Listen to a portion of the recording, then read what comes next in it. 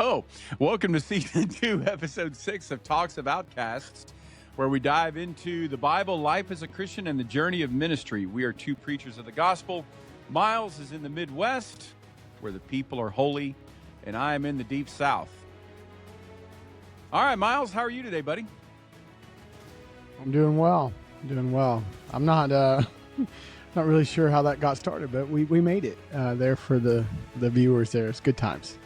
And the listeners. It is starting to get chilly up here. Is it really? Yeah, it's starting to be, I guess, chilly. It's like I think the high today is 70 something, so 60s. Nice, actually. So a little bit of fall. Because Chris, we don't have much of a fall in this part of Oklahoma. It usually goes is from that hot. right? It usually goes from hot to cold. See, we're going to be close to 90 today. Jeez. In fact, what's the humidity?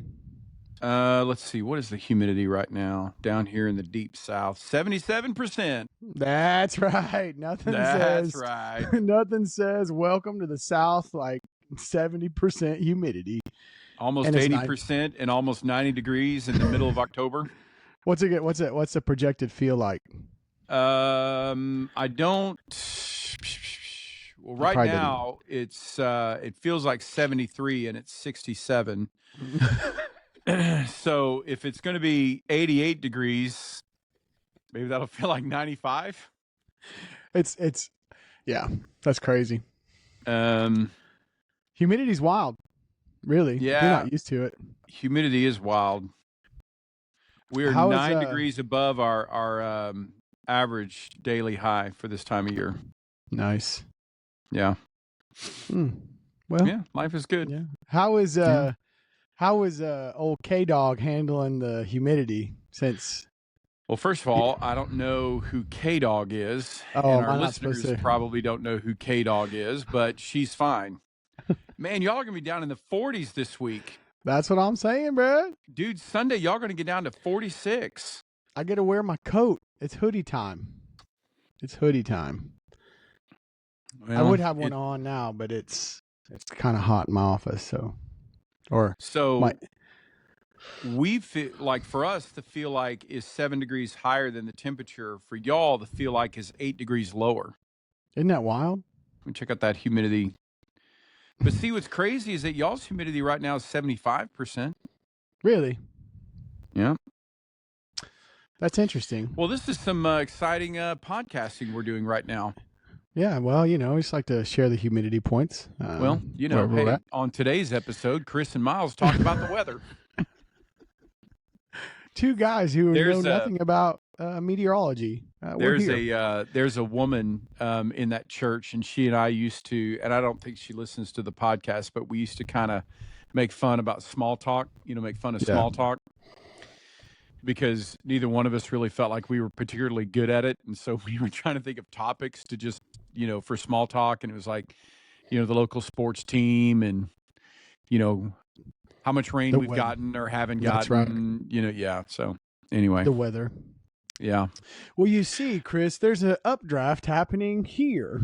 Well, it wasn't really so much that. It was more like, well, we could sure use some rain.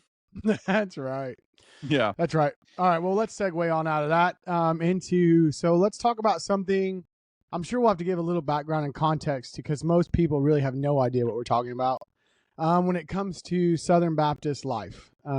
It's that time of year where all annual meetings are being held. Like that being said, your local, oh man, why did I just go blank? Your local association is usually having their meeting this time of year. And then I believe the state convention, at least for Oklahoma, is in November. And then, of course, you'll have the national convention, which is always in June. I think Chris and I look at these two things a little differently. We both think that they're important in their own way, but maybe to the layman, I would say I don't know that they're very important much anymore. What would you say? Well, I guess we have to give context to what it is. Was that more something we should do first? Probably.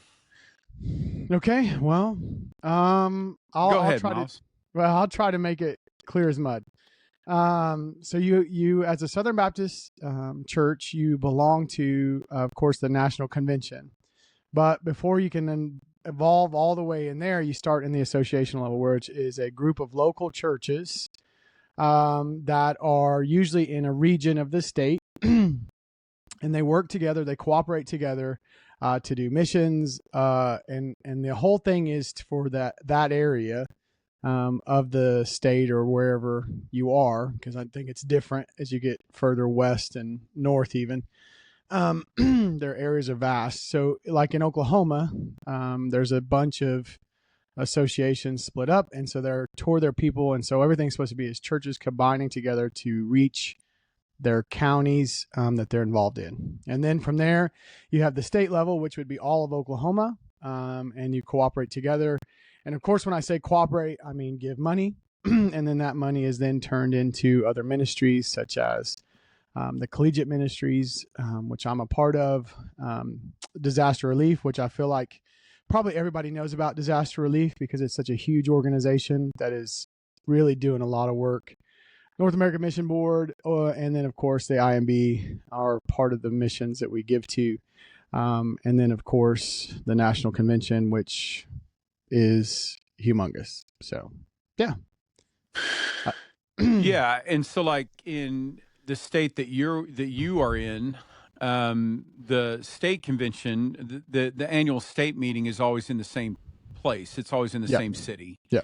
And they'll move the venue around to to different places. Where I am in Texas, it moves around from year to year. And so like this year it's in Abilene, which is out kind of West Texas. I don't know how far that is from where I'm at, but yeah, and it's always in November.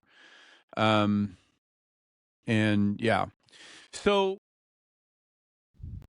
make the case for why we should attend these meetings, why we should go, why you think it's important. Okay. So I'll start locally and then work out. I think that's fair to say. So you as a church I know it differs. I don't know how it works exactly about how many messengers you have, but the messengers are essentially your voice from the church to be heard in your convention. So, or in your, all the way to the national convention. So if I could cut in here real quick, just so that everybody understands what we're talking about, because we need to make sure we're not using language that people don't automatically understand. A messenger is like a delegate. We don't call them delegates from each church. We call them messengers. So when you hear the word messenger in this context, think delegate. Yep. And so the messengers are the ones who really are supposed to be the voice of your church. So where I'm at, First Baptist, they would have messengers go from our church first to the associational level. And the associational level is where you're supposed to be doing ministry in the county.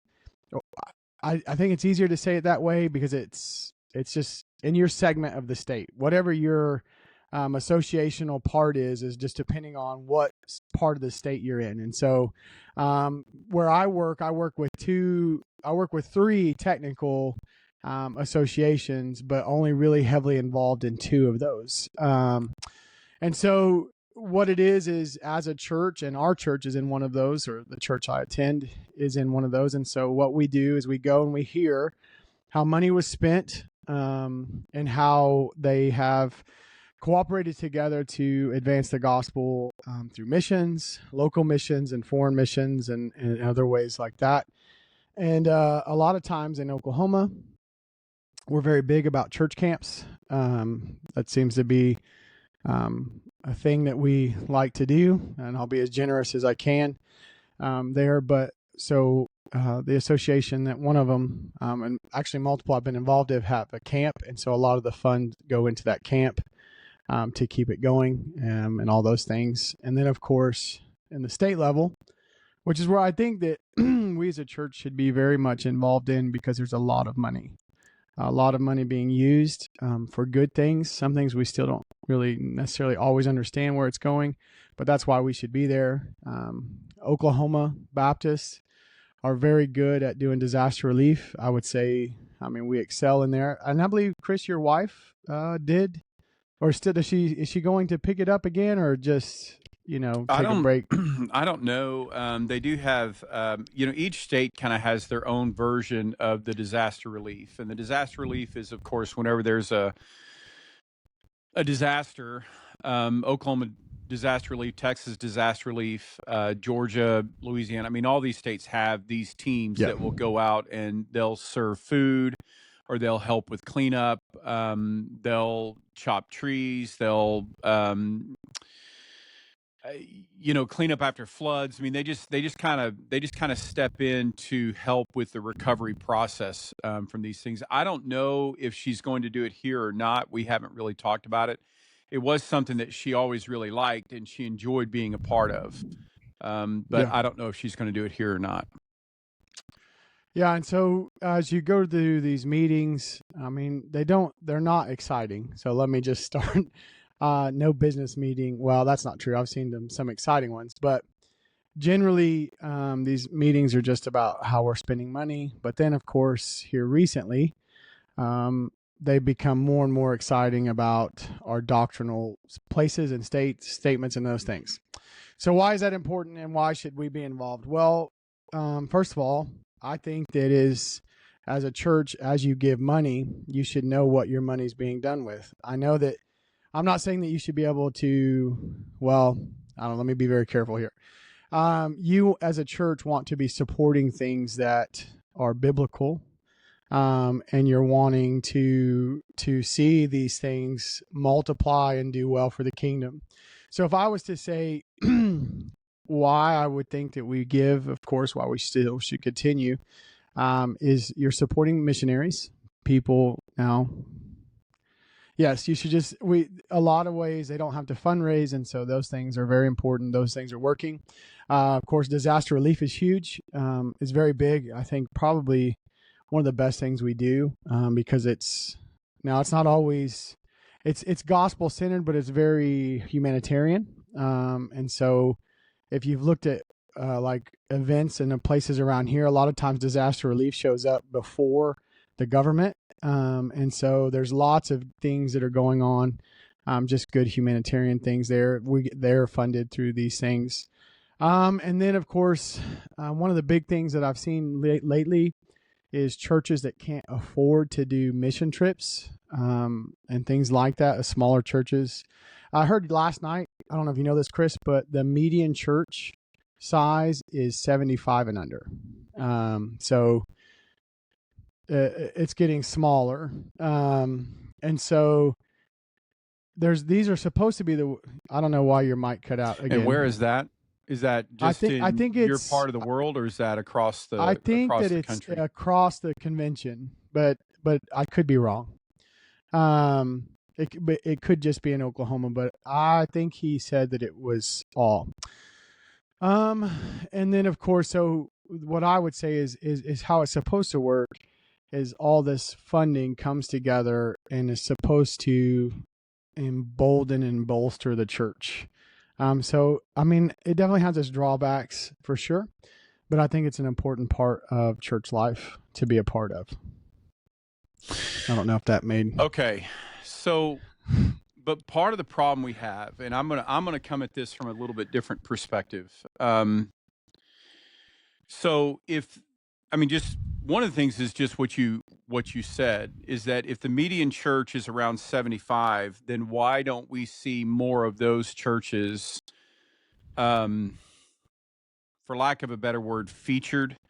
You go to these meetings and it's never, the pastor of a church running 75 who's invited to preach. It's always the pastor that's running 7,500 that's invited to preach. There's definitely and I think in some states there's been a real effort to, including yours, there's been a real effort to reach out and get some of those smaller churches more involved by more interaction with the guys at the top. I think your state does a really good job with that, and that, of course, is your state's executive director, Todd Fisher. I think he does a great job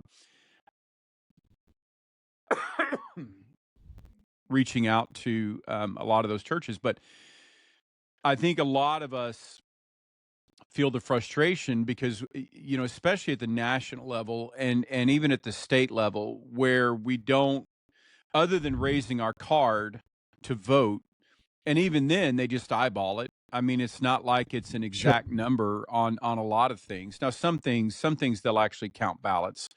But then, even like anybody can get up and speak at the national meeting, but you've got a very limited amount of time, and they can blow you off if they want to, and we've seen that happen also. And so, there's a lot of frustration from that side of it. So what would how would you answer that counter? Well, yes. I think I don't really know if I have the answer to that. I think what you see, I think it has to start somewhere. So in these state conventions that are trying to meet the little churches where they're at and try to help them and bring them more involved, because the national convention is only as strong as the state conventions. I don't know if you would agree with that statement, but and I understand right now there's this power play between really seminary presidents and the upper echelon and those types of things. But it's kind of like how, I don't know if I want to do this, but I will. It's kind of like how government happens. In Washington, things are being done, but in your state, things are also being done. And so, like, one of the things I will say about where we're at in Oklahoma is the convention is definitely trying to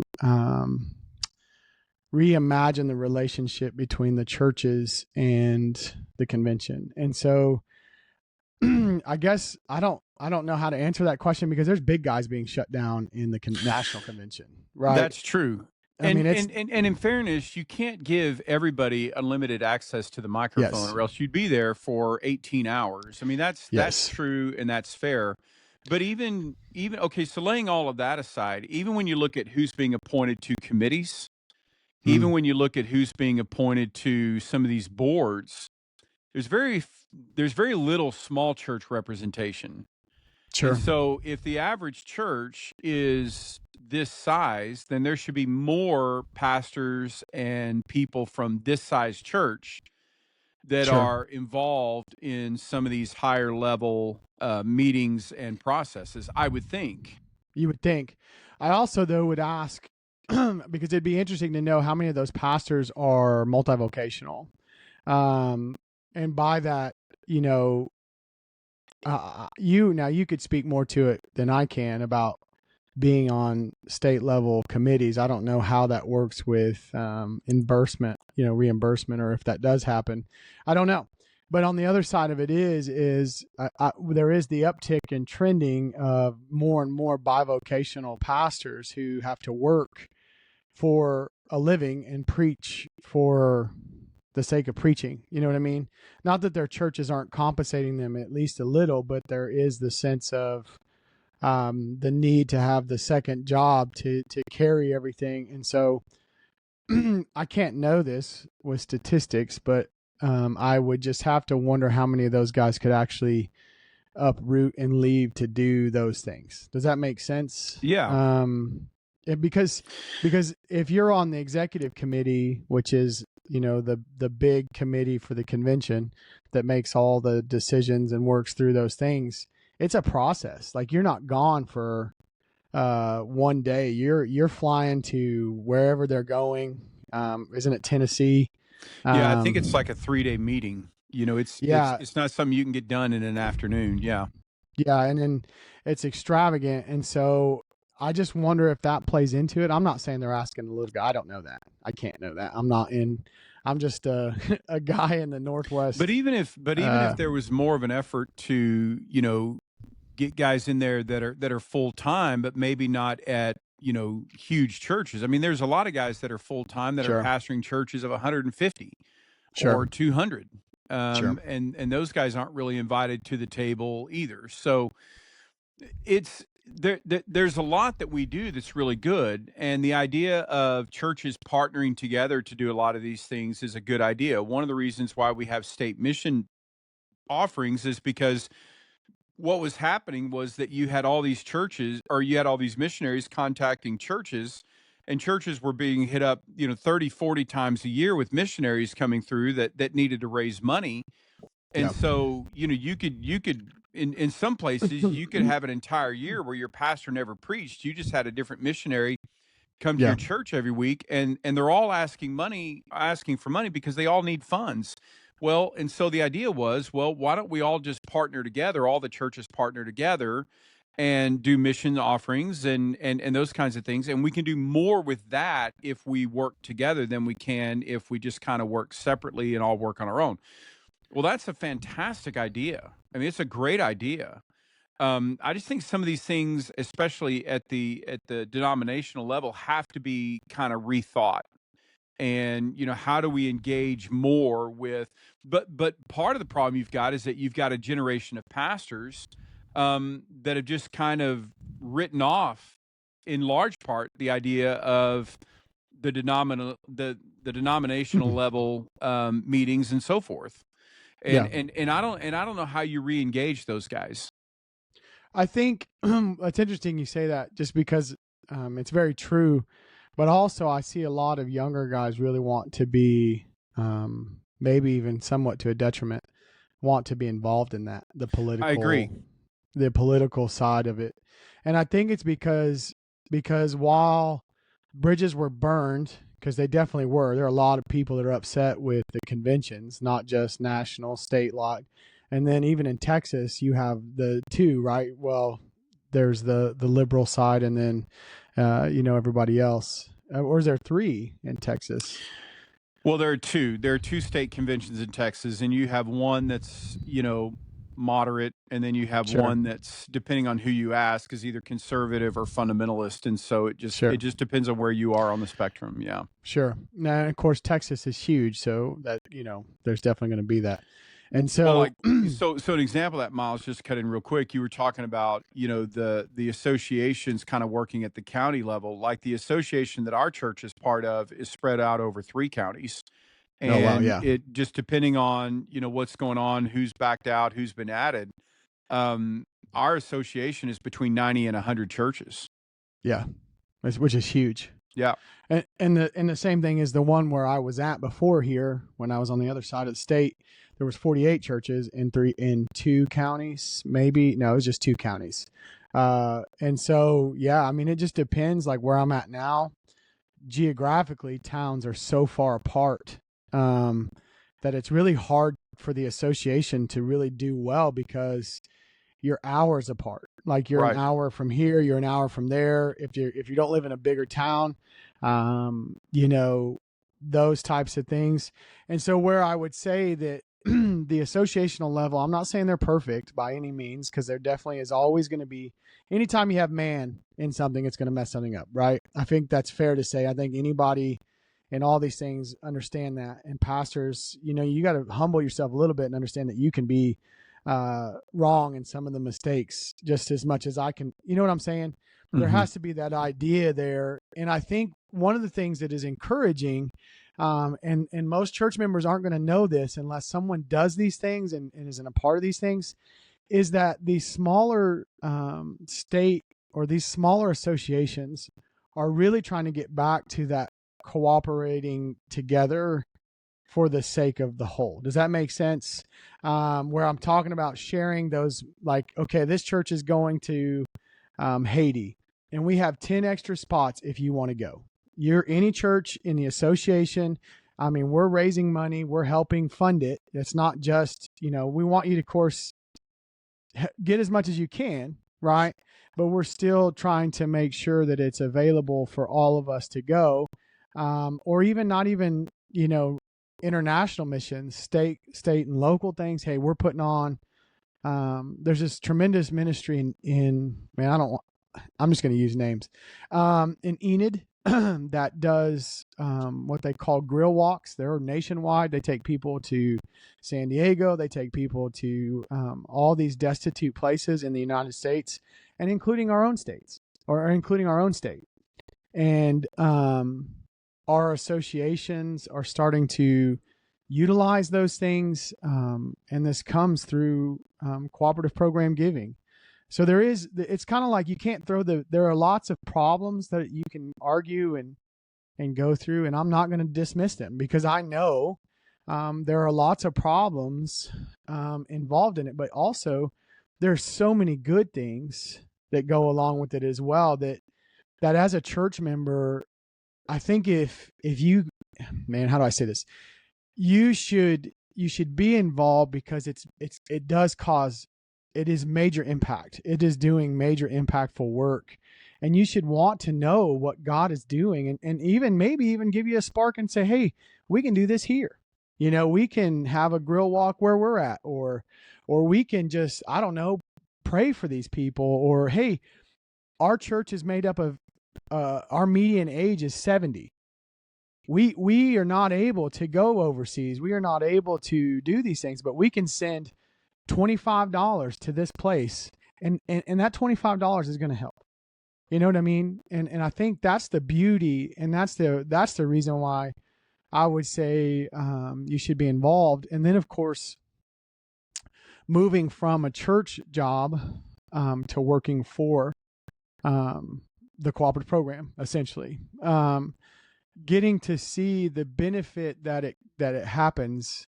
Like in Oklahoma, we were very blessed by the giving of the state, because there are lots of states, well, even your own, where people like me in my position have to raise funds to work at major universities, not even little D2 schools. We're talking major universities. Same thing in Arkansas. A lot of these guys are having to raise their own funding before they can even do a ministry, which you and I can both say is very important, because reaching the college mind is huge, and especially in liberal places, if I can say it that way. And the cooperative program, depending on how big your state is, of course, also helps in those areas. Yeah, and part of the problem you have in Texas with that is that you've got somewhere around 230 universities across the state. I mean, 230 universities. I mean, that's a large number. I don't know what California has, or some of the other big states, but man, that's a lot. And if you're going to have a BCM, a Baptist Collegiate Ministries organization, on every single campus, I mean, you just do the math. I mean, if you're going to pay, let's say the average BCM director a full-time salary, I mean, I don't know what 226 times, let's say $65,000 is, not counting benefits. Sure. I mean, you're getting into a lot of money. And so that's one of the reasons why, you've got quite a number of BCM directors down here that do have to raise their own money, because it just, size brings with it a whole different set of problems. And that's certainly one of them. Yeah. I just wanted to interject that. No, I think that's fair. And the other side of it is, what is it? My grandpa used to say to me, he said a lot of things. I've heard a lot of things your grandpa used to say. Remember, this is a Christian podcast, Miles. Yes. Well, my grandpa had his struggles for sure.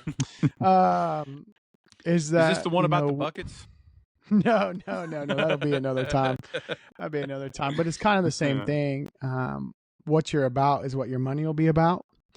And what he means is, what he was saying to me is, like, where you spend your money, you're going to find out what's important to you. Jesus said something like that. Yeah, he did. Yeah. I was getting there, but you kind of took my thunder away. Thanks for poking holes in my sail. Well, I do what I can to help the process. But yes. And so, that same principle, which I learned from, I didn't grow up in a Christian home, so learned from my grandpa first. Now, I don't know if he got it from church, but maybe he did. But I think when you look at a church and what they're giving or not giving, or what they're doing with their money or not doing with their money, kind of shows you, I won't say the health, but the overall thinking. And if the biggest thing I tell people is, if you want change, then speak up. If you want, and this starts at your church level. If you're like, well, why are we not involved in these things? Well, because we've asked you to be involved and nobody wants to be involved, so we quit asking. You know what I mean? And the same thing is in our church is like when we have business meeting, it's like, well, I ain't going to that, dude. And they're not even that long. Like, it's like people are like, it's going to take so long. It takes like 20 minutes to talk about, unless there's a hot topic. Right. It's like 20 minutes. And usually even the hot topic is like, okay, that was kind of wild, but we're done with that. Now, don't get me wrong. I know there are exceptions to that. There are a lot more heated things. Been fortunate to be a part of churches where, for the most part. Oh, I thought you were going in a different direction with that. I'm sorry. No, definitely not going to go the direction you thought. I've been fortunate to be involved in churches that aren't at huge disagreements. Like, I haven't been had to deal with some major devastation. There's definitely been some hard ones for sure, but not like a looming church split or anything like that. Maybe if I thought it was going to be, it turns out it wasn't that bad. So, but I think that in the layman term is you should be involved in these things because, I mean, we want to see the gospel advance, and we want to do the best with what God has given us, financially, people wise, everything from top to bottom. We want to do the best with what God has given us, and this is a way to watch and to learn and to see what is happening. But yeah, that's I mean, I guess that's the pro. There are some cons that I would say as a member, you have to be very careful, because if you're not careful, you'll let someone else do the work God's telling you to do by using the cooperative program. Does that make sense? Yeah. Like instead of you going out and reaching your neighborhood, you're like, nah, I'm just sending $50 a year to this thing to let someone else do what God has called me to do.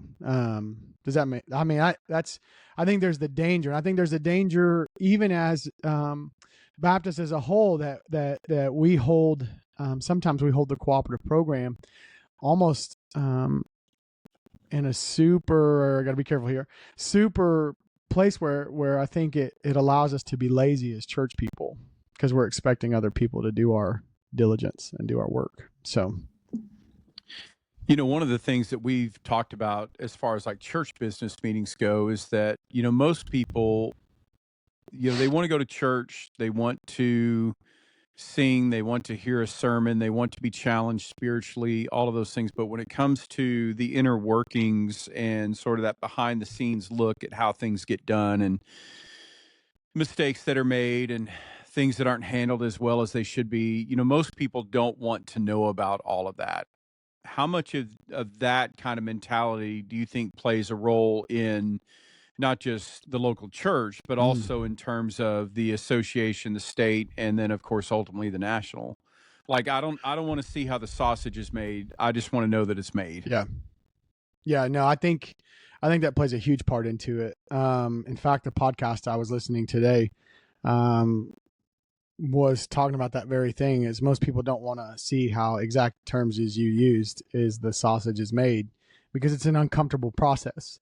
And most people don't want to be the people who argue about things in the church, I guess. I don't know.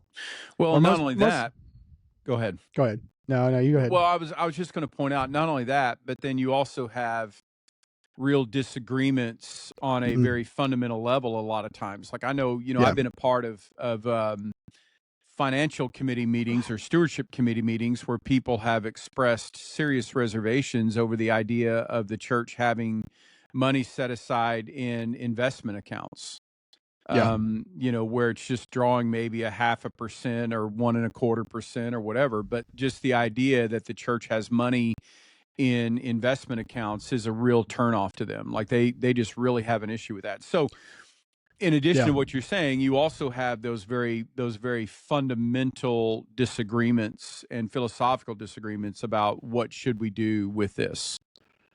Yeah, I think so. I think that plays a huge part into it. And a lot of times this is why with young people, they don't want to do anything in the church because if they've grown up in church, they've watched this red tape thing be, you know, overused. Like, well, we can't do this, we can't do that, we can't do this, we can't do that. And very rarely, you know, is it I shouldn't say very rarely. It just feels as like most time it's a no more than it is a yes, and it's because of Well, those. yeah, and what happens is, say okay, so like one of the things that we have here, there are certain things that we need to do in order to reach our community, but since I'm new, there's not really a budget for that. They Sure. didn't, they Yeah. weren't thinking that way when they did the last budget, and so now there's not money that's really set aside for that. Well, in order Yeah. to do that, um, according to our bylaws, you have to go back to the church and you've got to get approval to spend X amount of money on community outreach, for example. Sure. Well, that feels like red tape. I mean, that feels like Sure. bureaucracy. That feels like, Sure. and it feels somewhat silly to have to go and ask money to do outreach, or ask for money to do outreach, when the Bible clearly tells us that we're supposed to do Sure. outreach. So I can understand that, and I can understand why that's frustrating. Yeah. But I also can say this is, especially if you read, Romans 13, which I just preached, and I don't know why I stayed in Romans. The more I have to deal with passages, the more, I mean, of course it grows me, but it's been interesting to say the least. Well, it's all God's word, Miles. That's right. That is right. But my point being is that the government has its place, and the government says that entities such as 501(c)(3)s, nonprofit, religious organizations have to do things a certain way. And if what we don't like is that specific way is not easy to do, and so it is, like you said, those red tape issues where it is silly that we have to have a business meeting to talk about adding, 10 grand to the budget, or reallocating lines to now do this outreach thing. But even if it is silly to you, it is still a thing that needs, like, it's the way things have to go. Right. To protect the church, to protect your status and those types of things that matter, because I don't think people understand what can happen if a church is found in a place that is not observing their bylaws and charters, and what the government can do there. I think that there's this idea that, well, we're a church and we're blah blah blah. Well, there's so many facets to being a church that are very important to how we conduct ourselves and how we do what I'll do the thing business, and how we do things are very important. But if it's never explained well, like, I didn't know this until I became a pastor, of, hey, yes, I get it. You don't want to have to do this. You don't want to call these 10 people and say, hey, we need to need to do all these things. But it is the way it has to be done, because that's the way that it protects the church, and it's just the way it has to be done. And all these things that we do come from there. And as what I tell young people is listen, you don't want to walk away because you just don't want to deal with it. Because if it's your church, which it is, if it's a place where you want the gospel to be advanced, and you're trying to do these things, you stick in there, and you do what you need to do. You need to, if it's to rewrite the bylaws, why? If it's to have business meetings and say, hey, can we do more outreach? And I have ideas and all these things. There's a reason you're in the body, and there's a reason that the body there's a reason you're there. And if that's the reason, then let it be the reason. I've talked to many young people about shaking things up, and I'm like, you can't get frustrated when you try to walk into a room and you turn the thermostat down. It takes a while to get the room to acclimate. You know what I'm saying? Right. It takes a while for the room to come to the temperature in which the thermostat is set at. And there are places in the room that will never get that temperature, but yet it's still in the room. And so we have to learn how to function. And you don't do that by quitting, and you don't do that by just giving up, because the church is something we all should be in, and to the death. We should be involved in helping do these things and bringing about those things to reach ultimately the Great Commission, right? So, sure. But poke a hole in where? that. Well, no, I mean, I don't want to do that. But I mean, I'm just thinking. Okay, so, but again, we kind of started off talking about the denominational structure and all of that. I mean, do you consider now it's a collection of churches for sure, and so it is the church from one standpoint, but from another standpoint, I mean, is it really? I mean, is this really?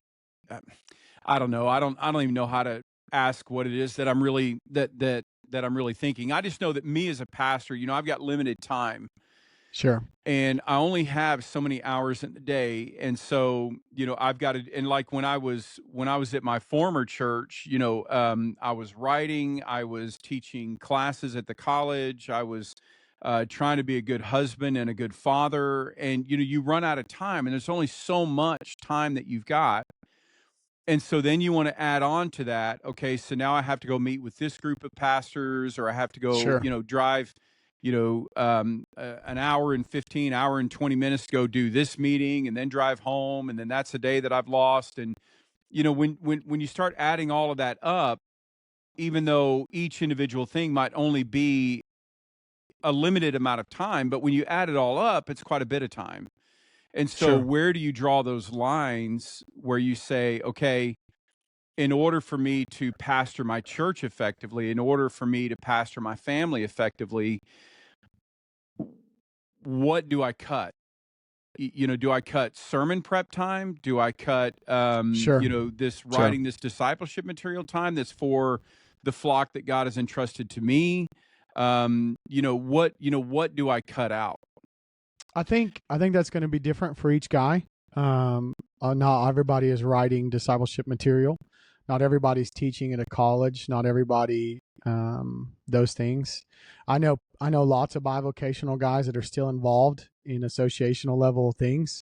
Now they may not make every pastor staff fellowship thing where each Tuesday they talk about whatever, but they still know what's happening. They still know watching the budget. They're still involved in those things, and they want to be involved in those things because they see the importance. And those types of things. I think that's going to be one of those things that is going to be each guy. Like my friend is all about this kind of stuff. And he preaches full time. I mean, I don't know what his study time is. I imagine it's pretty significant. He's a smart guy. Also does college outreach at his church. Also, has 4 kids. So I think it's just all in where your heart's going to take you. Obviously, you can't be at everything, and so you make a choice, and you just stick with your choice. I don't know where that level is to find out, but I think because now you start to ask yourself the question, well, what's the point of being Southern Baptist if I'm not even involved in it? Because we're now, right, bro. That's crazy. I'm not saying that you shouldn't be, because I am a Southern Baptist and will be until they do something radically crazy, which, yeah, you keep watching, could happen. I mean, again, you won't know what we're talking about if you're not paying attention to Southern Baptist life. So, but the other side of it is also that there's, man, I don't know where that line is. That's all I can say is I was heavily involved in, when I was at the last church, or the church I was at, I was heavily involved in the association. Went to all the meetings, went to everything I could be. I was on committees for those things. As a young guy, it was always a privilege to be considered for these things because you're still young, and lots of times you're not given that choice or that chance to be involved. And out of 48 churches, out of 48 people, well, actually, sometimes 60 to 70, depending on how many have youth pastors at the time. I was chosen to do some major things, and it was a blessing, and maybe that's why. I look at it and can see the importance. That's the associational level. Never been involved in the state level as far as on committees or anything like that. But in the associational level, man, these are guys that I'm literally in the trenches with. literally doing the same things in the same places. Now it's different than it is here because we were a lot closer together. Geographically. Geographically. That's Right. what I mean. Yes. Where I didn't have to drive an hour to talk to a pastor. I could go 5 minutes down the road and he's in the same town with the same people, the same problems.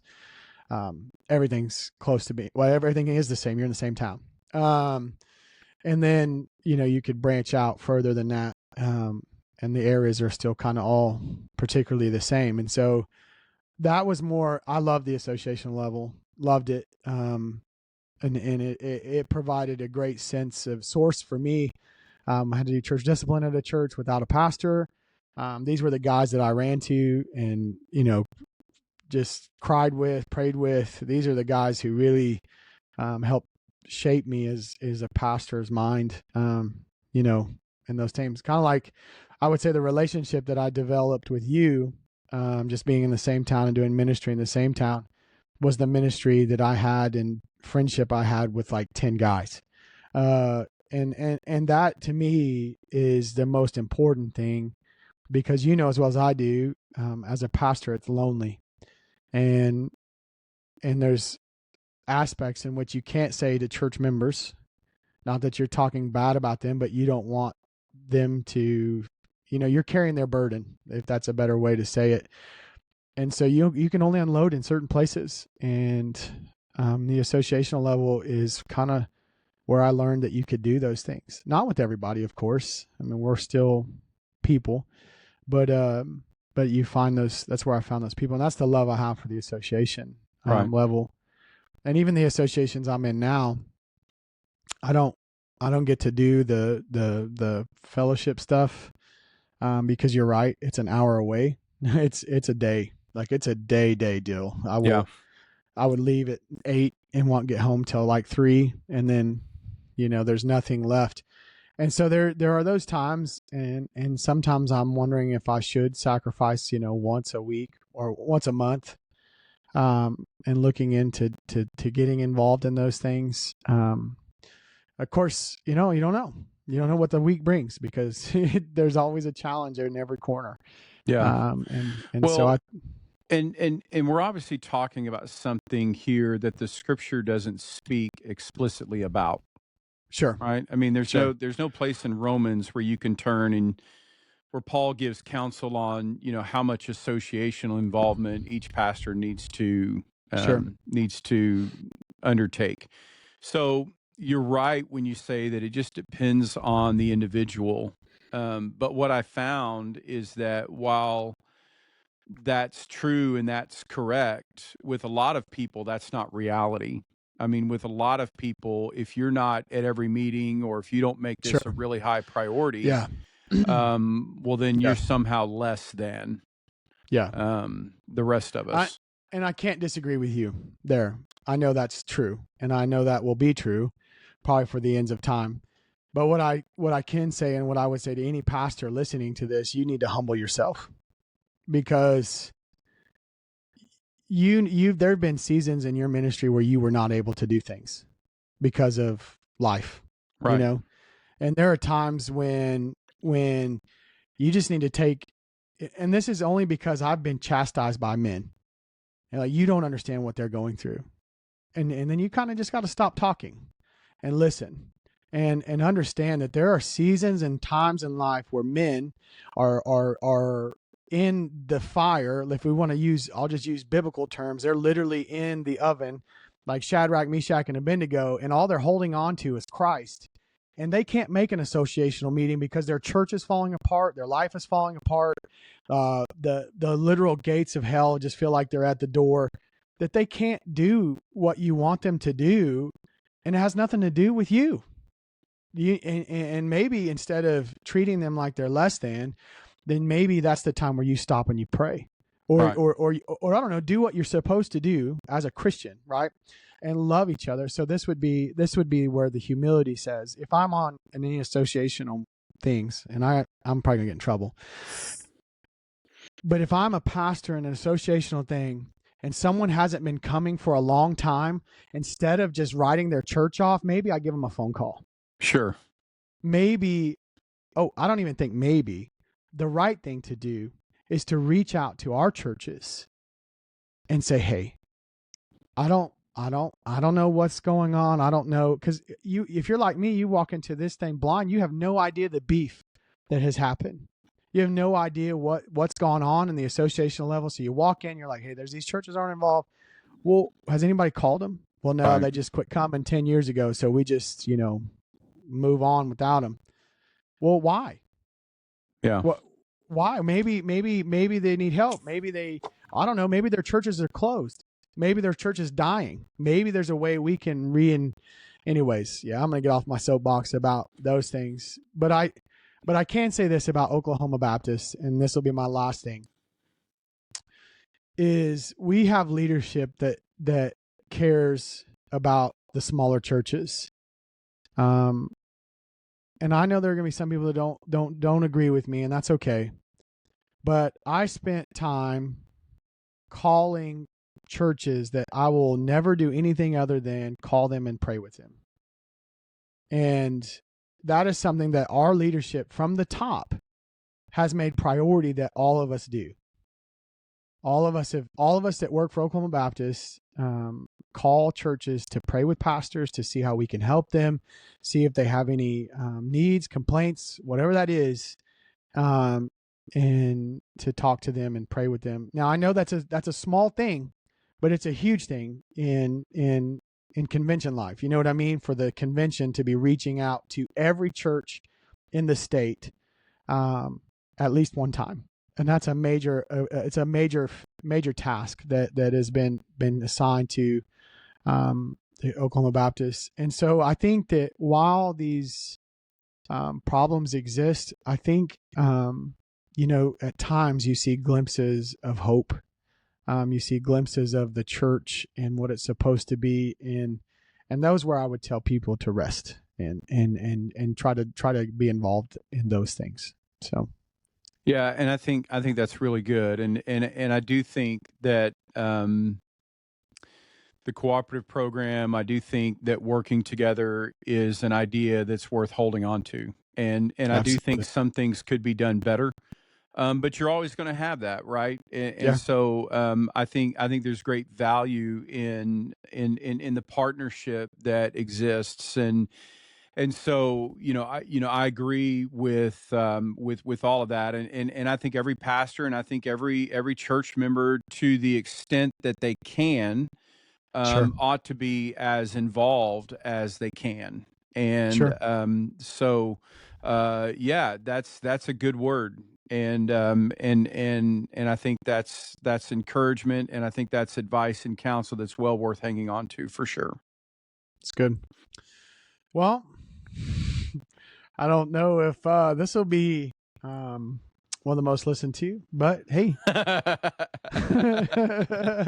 if you made it this far, you know a lot more about it than you used to. So hey, where are we on having more guests, Miles? I mean, I enjoy talking to you, but the guests bring on a whole different level of that is true. Flavor and I think excitement. I think I'll have one lined up for us this next week. I'll make sure that happens. It's been kind of crazy around here, with weddings and all. I forgot one, and then I had one this weekend that I didn't forget about. Really funny. How did that end up, by the way? So you walk in the door, hey, guys. Dude, I've never felt, well, that's not true. I felt shame lots of times. But I felt super, I'm like, Miles, get it together. I felt so bad. But hey, you know what, Chris? They're married, bruh. That's right. That's right. That's right. I may not come through on time, but I will eventually. But you will come through, and that's what matters. Right. That's right. But no, I felt super bad. I bet you did. I did. Yeah. You can go back. Actually, I think it's at minute. Well, we all 20 saw minutes. It. Well, those of us who listen to the podcast, we all kind of saw it. I saw you look at your phone and you had a facial expression, and I thought, uh-oh. Something's just gone down. So if you go back and look, I think it's like 22 minutes or left. You see Miles' demeanor change very quickly. Well, I don't even really know what Chris and Jen was talking about at that point in time. But yeah, that's awesome. And then, anyways, I hope they don't watch that episode because then they're gonna be like, he talked for 20 minutes after. Well, what were you supposed to do? I mean, at Yeah, that that's point, what you're late. At that point, look, you're at least 45 minutes late. You might as well just finish the episode at that point. That's what I I'm mean, saying. And I'm the guy that's doing all the technical side. So when I'm like, well, all right, Brad. Yeah, what's another 20 minutes at that point? Yeah, well, the other 20 minutes is you egging me on. Hey, it's fine, bro. It's fine. You're already late. That's not really the way I remember it. What I remember is, you're like, hey, Miles, do you think you need to go, buddy? No, that's so not true. So not true. Well, on that note, now we'll have a guest. I'll talk to a couple. Of people. We need to get some East Texas guests on here. Well, I can't just give me random numbers. Hey, this is Miles from Talks of Outkasts. I'm just wondering if you'd like to be on the podcast. I've got a guy who I think would be really good and really funny and really entertaining. But he's country. That's what I like to hear. He is country. That's okay. I used to be country, but now I'm Midwestern, I think. Yeah. Yes. All right. Well, on that note, we'll see you next time. Yeah. All right. Well, good luck, and keep on rocking. Yours in Christ. That's right. That's right. Pastor Eastbound Chris. and down. Eastbound and down. All right. All right. We'll see you. See ya.